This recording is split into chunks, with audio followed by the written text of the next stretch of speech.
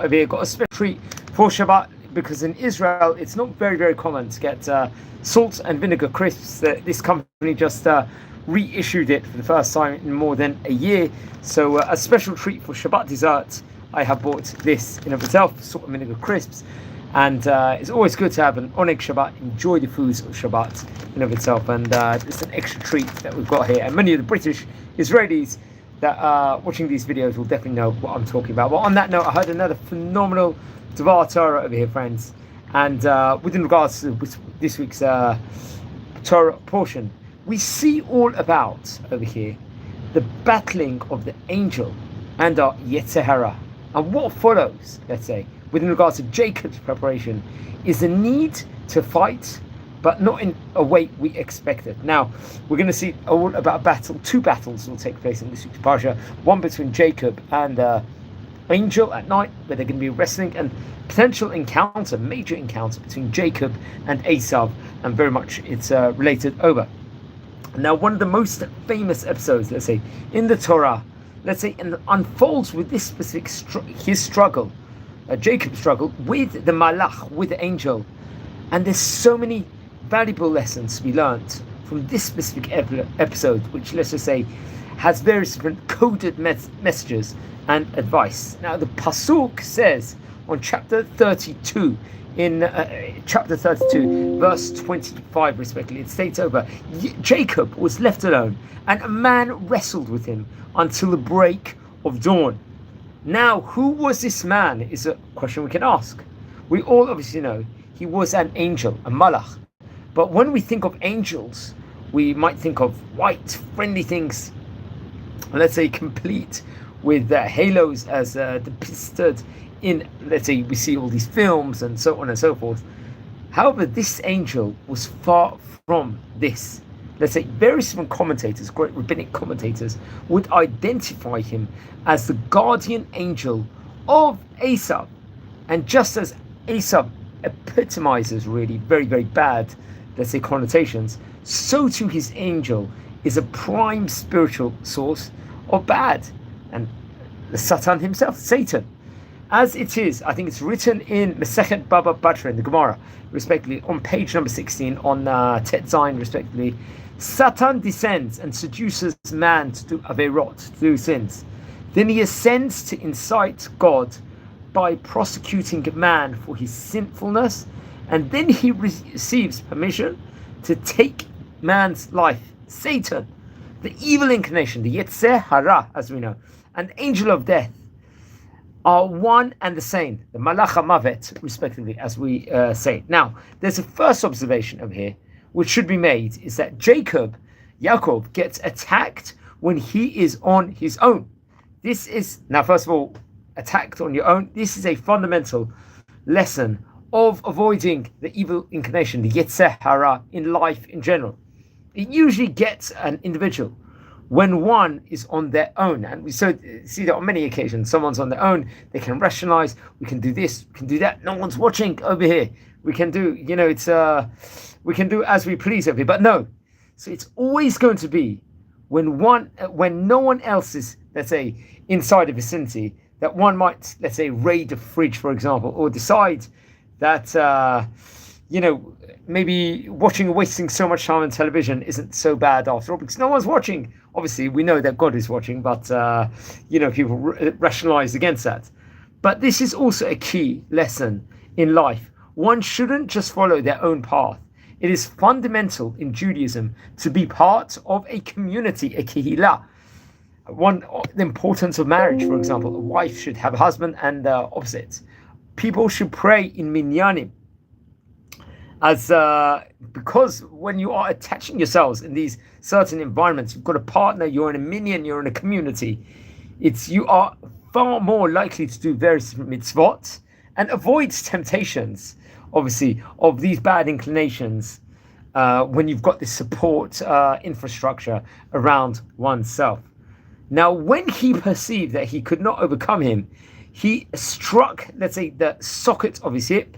So Jacob's hip socket was dislocated as he wrestled with him. We see this actually in Pasuk 26 in chapter 32 in Bereshit. Just when Jacob is winning his battle, all of a sudden an angel knocks him in the hip over here. The only way for us to fight, let's say, the Yetzer Hara, the evil inclination, is through Talmud Torah, Torah study.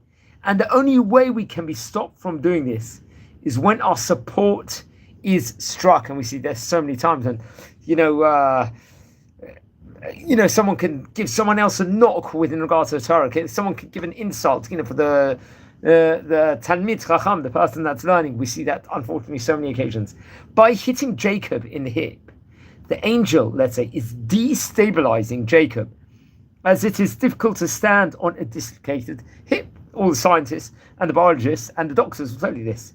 This is also very much apparent today with, let's just say, we are actually in a renaissance at the moment. I see it myself because I travel around all different yeshivot of Israel and see that Torah learning is absolutely booming. The Beit Midrashes of all the various different yeshivot, especially I like to tour around the American-speaking yeshivot, English-speaking yeshivot all over Israel. We record all over there. We can see there's a vast number of people learning Torah. There's so many yeshivot, there's kollels at the moment booming across, even not just in Israel, just all over the world. And let's just say this is the greatest fight, you could say, in many aspects of knocking out the Yetzer Hara in of itself. But as we go back to Jacob struggles on, and this is a lesson that however bad the conditions are, one needs to carry on and learn Torah at a very high level, a premium level itself. I think there's a famous midrash that actually teaches that the dust being kicked up from Jacob's wrestling with the angel rose so high that it reached the throne of Hashem, the kiseh of Hashem, respectively. What is this coming to teach us over here, friends? Hashem, God, recognizes our struggles and they reach him. The outcome might not always be successful, but is the effort that Hashem wants to see. Sometimes people say, I remember I heard this actually once from Rav David Kaplan in Osmeach Yeshiva, I think many years back, that, things didn't work out for me. It was all bad. Why should I believe in doing this? Why should I believe in doing that? But no, at the end of the day, maybe it could have been a lot worse. That's what it could have been. Maybe this badness, which it seems it might have been a lot worse over here. What who's to say this was as bad as it could have got? Maybe it could have got much worse over here. So it just teaches just another lesson, basically, that everything that we do, how important it is. So Hashem recognizes our struggles over here. But as we said before, it's effort that Hashem wants to see. Someone, for example, might spend days trying to figure out a certain section inside the Talmud and come up with nothing. But the person still struggles on because Hashem recognizes that battles, and this is what means the most to God. Eventually one will win the battle, but the more effort, the better. And if someone obviously does get knocked down, let's just say, one's got to improve and, pick themselves up and improve on every level. That's what it says. So it just shows that the struggles in life there is, that actually very much is actually loved by Hashem when we actually challenge them and so on and so forth. But it's actually interesting. The word Yisrael, I think, was a new name actually granted to Jacob in this week's Sedra, which I think includes actually the names of all our patriarchs and matriarchs, Avot and the Imahot, respectively. How does this go? Yisrael, that's Yud, Sin, Reish, Aleph and the Lamed. So over here, the Yud symbolizes very much Yitzchak and Yaakov. It starts with the Sin is Sarah, respectively, and the Reish is Rachel and Rivka. The Aleph very much Abraham Avinu, and the Lamed is Leah. So it's very incompensated. Let's just say in of itself, the entire breadth of this name Yisrael in of itself, respectively, over here. And life is full of challenges and struggles, and how important it is. Sometimes struggles. It's tough. It's very, very difficult in many different aspects, friends. But as we actually, let's just say, come about and improve on every single aspect, just shows that we can shine above ourselves. Now, it's actually interesting. I think there was once a famous story, famous mashal, that says, people sometimes say struggles, how difficult it is, how bad it is in this world. But there was a story once, and there was, I think we actually stated this over, I think at the time period of Rosh Hashanah, Yom Kippur, respectively, that it's a person's judgment day. And he says, wow, I didn't see that coming over here. Judgment day, he gets all these nervous, what's going on? And that, let's say the good angel says, bring in all the mitzvot, bring in all the mitzvot. And so many angels come in, trucks and lorries, this mitzvah, so many different mitzvot is, let's just say, come about. The guy, it's happy days. It looks like he's going to Olam Haba. Everything is great. It's guaranteed almost. Then the bad angel says, we're talking about angels here because obviously Jacob is wrestling with the angel of Esau over here. So the bad angel is going to say at the same time, bring in now all the averot, all the transgressions, all the sins someone's done. And these ugly looking averot trucks come in and show this one, shove this one, and scales are timpering, and it's 50-50. It's an equilibrium. It's a tie over here. But he's still, it's comfortable. It's comfortable. He's slightly above with mitzvot at the moment. So Olam Haba is beckoning. Next world is because it's a slightly above. Then all of a sudden, God also comes in and says, "How about bringing all the struggles the guy had, and this struggle, that struggle, this was difficult, and it's really they're about to tie, and it's on the verge.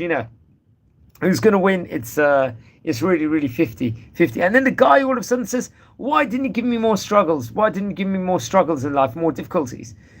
So that's a lesson in life, because sometimes, obviously, we don't pray for the difficulties, and we don't want the difficulties when they come about. We know that Abraham, he had 10 tests, as we learned about very much between Parshiot of Lech Lecha and Chayei Sarah, as we see in the book of Bereshit, and we've spoken about over that within regards in the past few weeks over here, friends.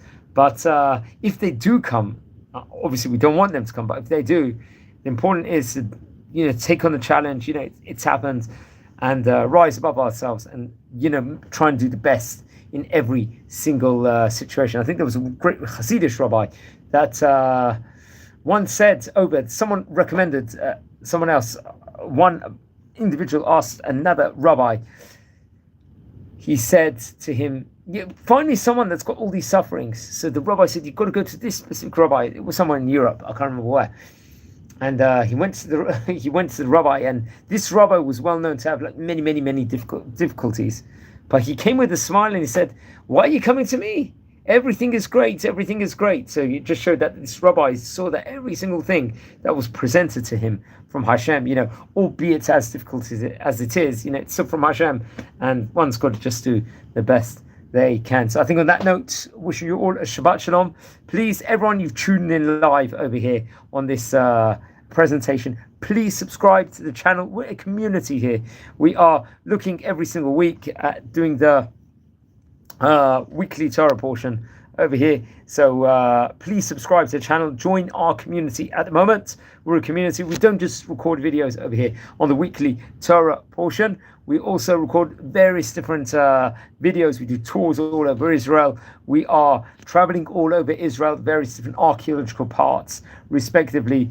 We are recording videos, biography videos of great rabbis that there were of yesteryear. We're exploring different countries, learning about the Jewish history within regards to different countries. And every single day, friends, we have an inspirational Jewish personality that comes to give us a 1, 2, 3 minutes of chizuk, something really inspirational for the 21st century listener over here. So how important it is, and so on and so forth. And wishing you all well, and a Shabbat Shalom Umavarach. Parshat Vayishlach actually happens to be the 8th Parsha in Sefer Bereshit. I actually heard a phenomenal let's say, idea within regards to this, and we recorded this on the channel, so I recommend everyone to watch it. I actually heard this from a friend from Yeshiva, this Dvar Torah, Daniel Sandground, excellent Dvar Torah. It's actually featured on Short Vort websites out there. So wishing you all well, and Shabbat Shalom, and thanks for watching.